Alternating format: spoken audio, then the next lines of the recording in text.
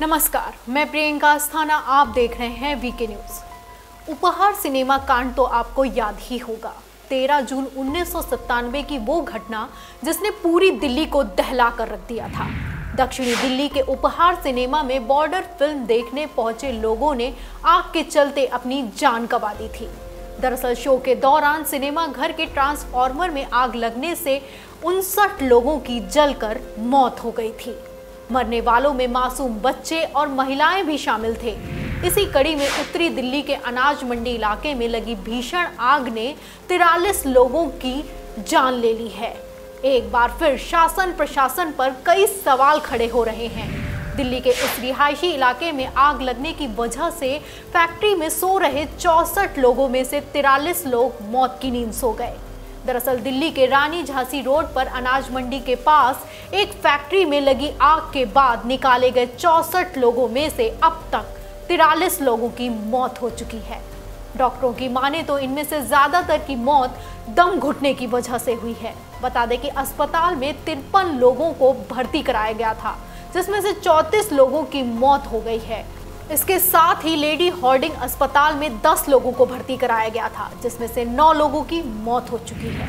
इस घटना की बात करें तो जब फैक्ट्री में आग लगी तो फैक्ट्री के हर कमरे में 20-20 लोग सो रहे थे। हालांकि 64 लोगों को बाहर निकालकर अस्पतालों में भर्ती कराया गया।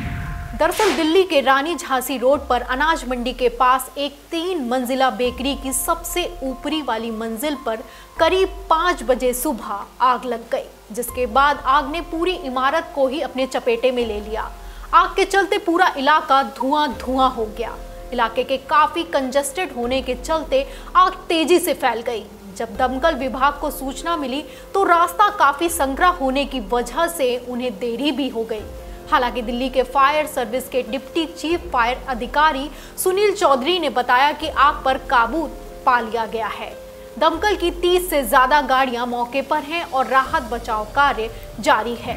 साथ ही फायर अधिकारियों ने इसे दिल्ली का सबसे बड़ा रेस्क्यू ऑपरेशन बताया है। यानी कि अगर गौर किया जाए तो दिल्ली के सबसे बड़े रेस्क्यू ऑपरेशन में भी 43 लोगों की मौत हो गई।